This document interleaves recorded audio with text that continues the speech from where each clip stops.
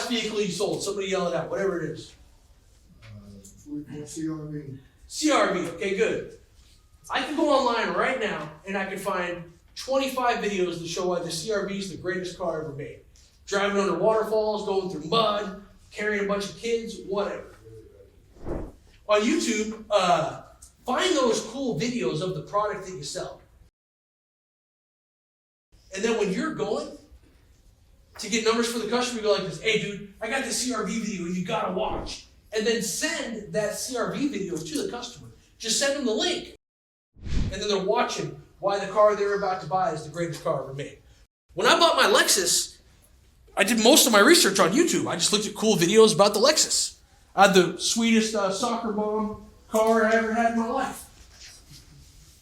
Midnight Blue, I think the color was. It wasn't a very soccer mom car, but it was real nice. Okay?